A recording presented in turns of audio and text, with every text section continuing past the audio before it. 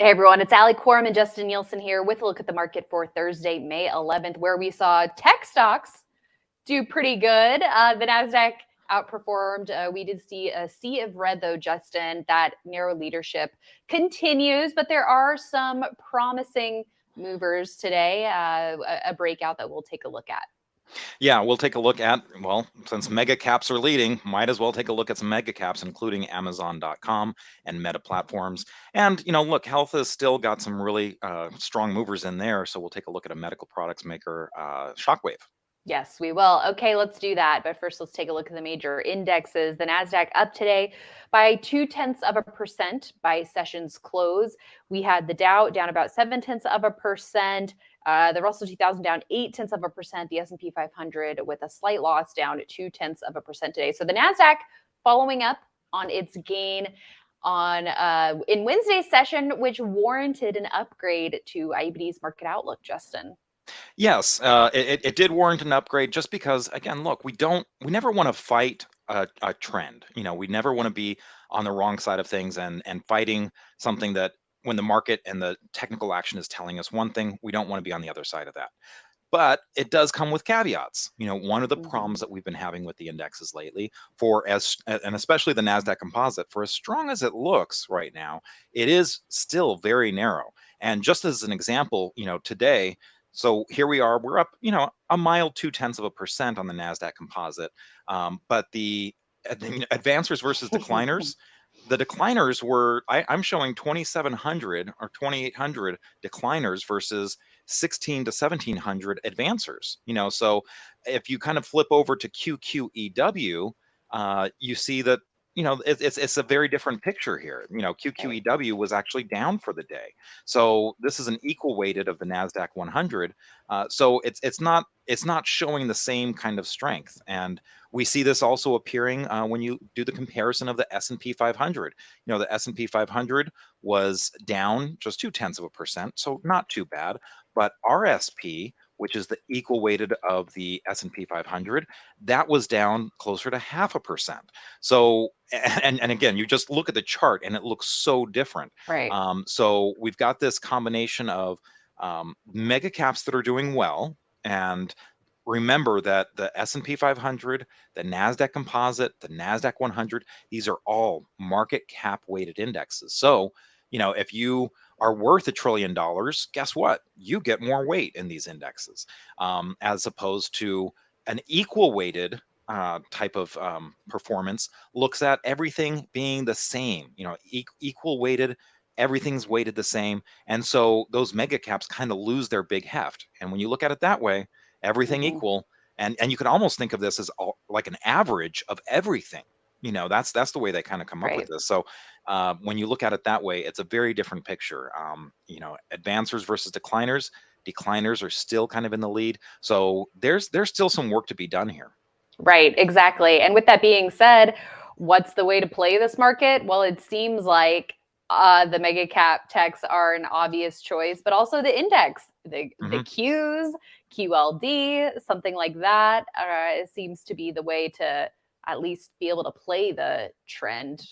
Because it's been a tough going with individual stock picks, except for a handful of names. Yeah, I was actually going to answer the question, how do you play this trend? Carefully, because it's one of those things where you may be finding very different results in your portfolio, and scratching your head and saying, how come on a day where the indexes are up, how am I down, or how am I not participating as much? And it's one thing if you have a large cash position, but when you're just seeing that your stocks aren't moving in the same way, you've got to ask yourself, am I in the right names?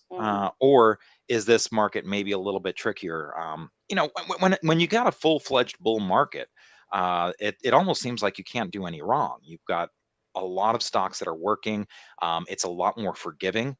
This market, while we may have put in the lows, and look, the October lows are still in place, but while we may have put in those lows, it still hasn't been an easy market. We've had that strong January, things were really looking good.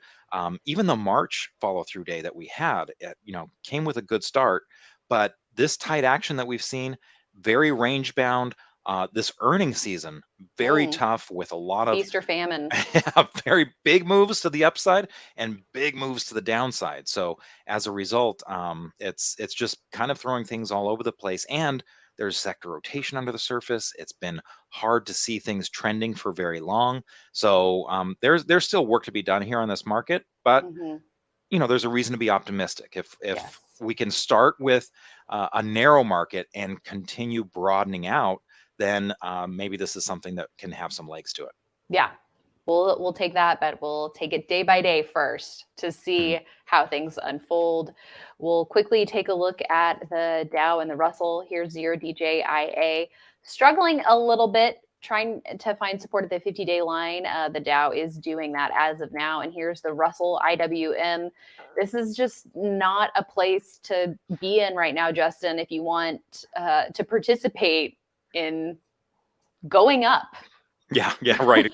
If we're talking about mega caps being in control, small caps are not. And Yeah, granted, I mean they do have a lot of the regional banks are in this Russell 2000 small cap index. I think out of the 2000, there's like 250 plus of right. those components that are regional banks, and so this did get hit really hard at the beginning of March when the regional banks were coming in, but it hasn't recovered. I mean, you could put up KRE just as an example of what the regional banks look like as a sector, and you can kind of see, hey, if you've got a heavy weight with these regional banks, it's going to be tough for your index to do much. Right. So true. Okay, here's a look at 0 TNX. This is the 10-year treasury yield coming off a bit today. Also, I think adding to this, we could just go ahead and take a look at the dollar Yeah. up nicely today, and gold didn't take as much of a hit today, but the gold miners Hmm. really took a big hit. So did silver, so did copper. So, what are we seeing here with the yields and dollar and commodities? A lot of these things, and this is one of the issues with commodities.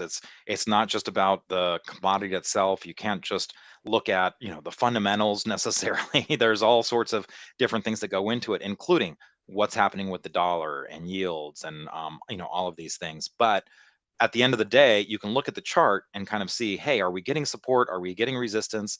Hmm. And the 21-day moving average line was really acting as a nice level of support for both gold miners, silver, gold itself, and it looked like some of that support went away today. So I think this is something that it doesn't mean that it's completely done, but it's something that needs to be watched. And if you just kind of go to Hmm. the weekly or even the monthly, you can see that we're kind of at these you know at these levels. Well, maybe look at GLD. Hmm. Yeah, so we're kind of at these Feeling there. levels that really go back to 2011. Hmm. If you want to go back that far. So this is an area, an important area of resistance, and it's okay for it to pause here a little. Doesn't mean it's completely done, but it's certainly worth watching because if your timing is off, you could be looking at Right. a pretty decent correction that would be tough to sit through. Yeah, and with GDX, we were talking about this nice move, and with gold too, Yeah. in March and April, a pretty constructive looking pullback. 5-2 seems like it was the best day to be getting into this, not waiting for the breakout. I mean, we've been seeing over and over again, Yeah. except for a few select stocks, that the breakout, that you got to fade the breakout, or the Yeah. breakout is going to fade you. Hmm. So it seems like today is an expectation breaker. What do you Yeah, think? it certainly is. And one of the benefits of those early entries, kind of like what you just showed here on GDX, is not only do you have a little bit of extra cushion before that breakout happens, but you also have less risk. You've got 3306. You can see how where it just kind of tracked right along the 21-day moving average line. It kind of just puts a very strong line, and you can see that if it breaks below that line, and again, not that it's going to do it or is in danger, but I mean, it is in danger. But even if it had happened earlier, that would have been a very clear like expectation breaker. Like you would expect once you have a line form like that and then a strong bounce from Mhm. there, you would expect it to follow up. And if it doesn't, and if it undercuts, then hey, this isn't working out the way I thought it would. It's an expectation breaker, as you said, and it allows you to really kind of step away from a stock or industry or ETF in a very quick way to really limit your losses. And I think cutting losses is still Yeah. something that should be paramount on investors' minds. Exactly, because whether you bought off the early entry or the breakout, it seems like today was a sell signal for both, and you're gonna be losing less if you would have gotten in at the early entry, as you said. So, And losing less is a good thing. oh yes, it is. Yeah. Okay, let's take a look at SMH here real quick. It seems like chips are kind of stuck in neutral, other Yeah. than Nvidia and AMD. Right. So I mean, the good news is that they're not falling more, Mhm. but they also aren't climbing. So again, this is what I feel like is happening with a lot of stocks that I'm looking at. They're just going back and forth, not undercutting lows, but also not really coming up with full force. So it just might be a waiting game a little bit, and patience is okay. It's Don't feel like you have to do something just because you haven't done something in a while. We always talk about waiting for those fat pitches when they come, and I just don't think the fat pitches are coming very frequently right now. Right. And who knows if this has a strong bounce and it can get above this tightened area, that might be a compelling entry. But You know me, I'm going to change my mind in an instant. If it yeah, looks like that, it's going to be like, okay, well, it looks giddy different up. now. Yeah. So, Yeah. uh, So we'll have to see. Well, that's why one of the reasons why we're keeping tabs on it. Okay, and now as promised, to look at some of the mega cap tech stocks action today. Here's Amazon up 1.8%. Had a strong volume gain yesterday as well. So clearing a handle here from a bottoming base. It hasn't been as strong as some of its mega cap peers, Justin. But is this an opportunity to take a stab at Amazon? Well, I kind of poo-pooed Google before. Alphabet, of course, is Yeah. the parent of Google, because that one wasn't as strong. And And you and look at Ed it talked about now. this yesterday. And I mean, look, this is a completely different stock. It was hovering around its 200-day moving average line, whereas Microsoft and Apple and all of those were out of there. But Right. now, after this tight action, yesterday was a strong move. Granted, AI news behind it, Right. but it looks like it's not looking back. This is the follow-up type of action that we want to see.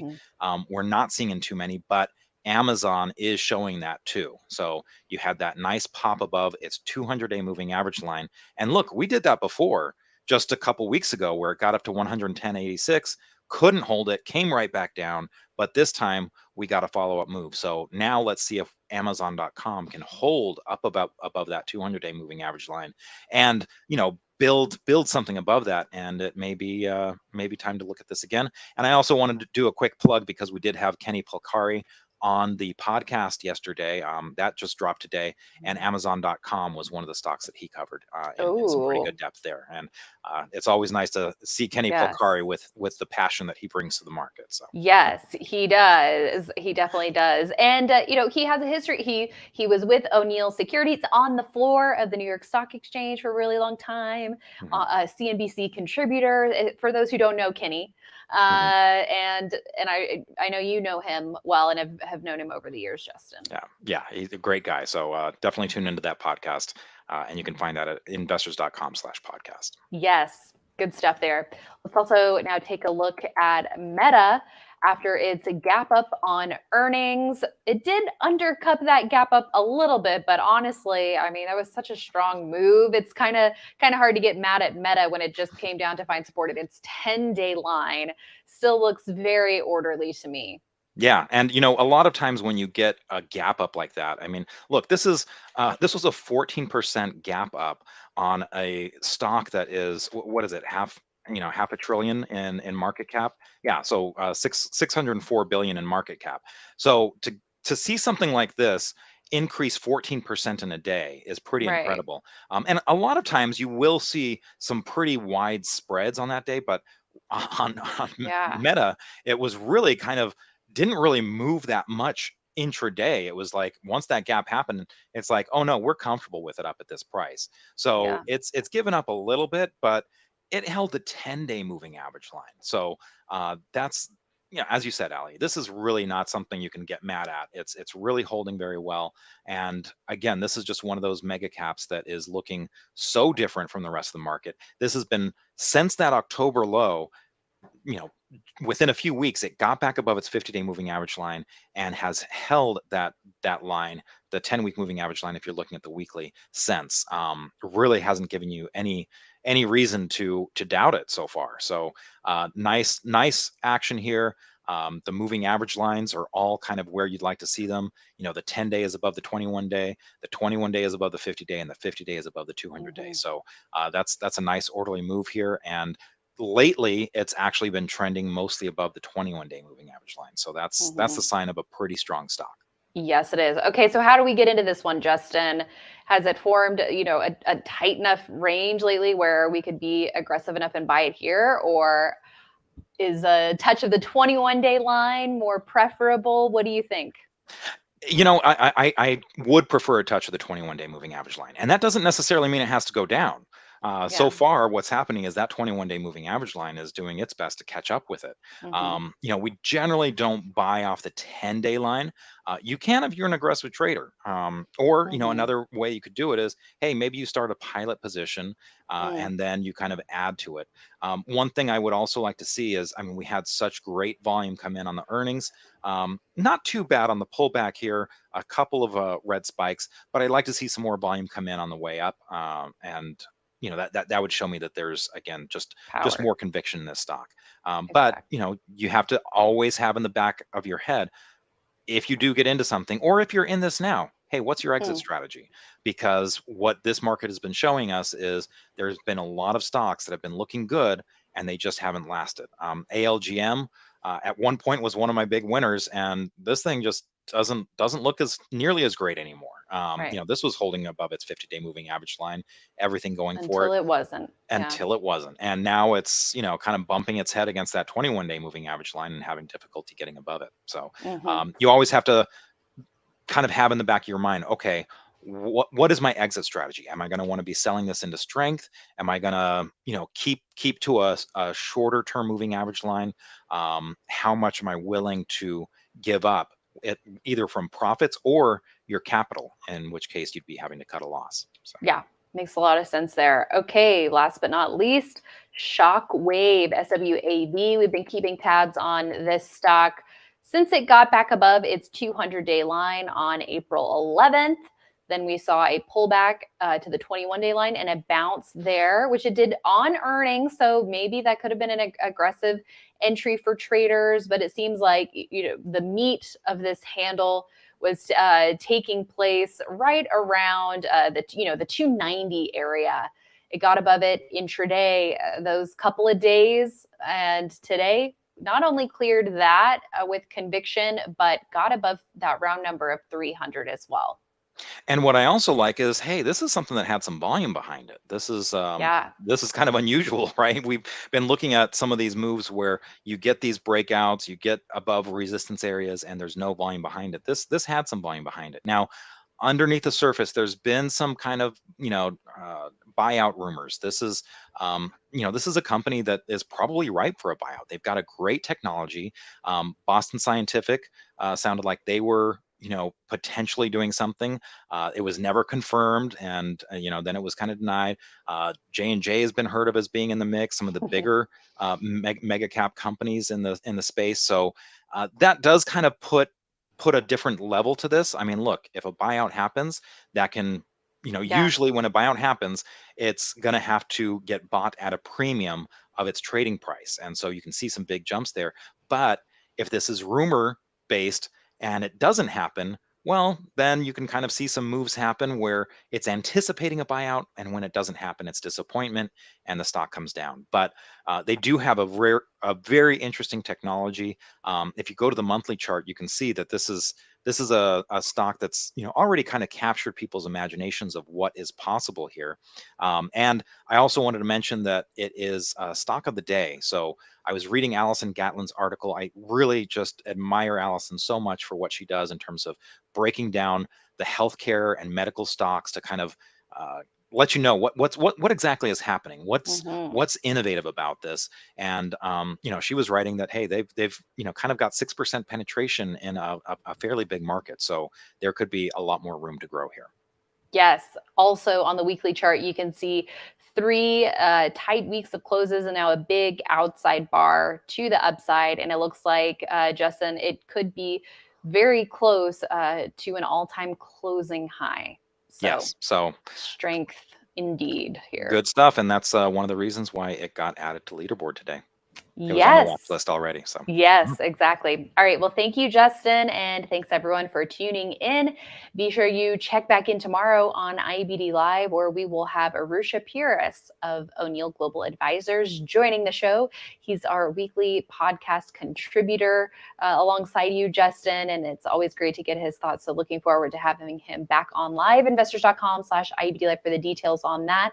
And if you are looking for more information about upcoming events at IBD, guests that we have on our shows, we have a URL that you should definitely bookmark, and that is investors.com/events. And you can stay up to date on all the latest guests for IBD Live, Justin's podcast, Barron's Live episodes that we do once a month, guests on my Trader Tales show, and more. So check that out, investors.com/events. Thanks for watching, everyone. I'm going to be off for the next little bit, but I'll see everyone on Friday, May 19th. But you're in good hands. So we will do our best. no, you will. It'll be great. All right. Thanks, everyone, and see you next time.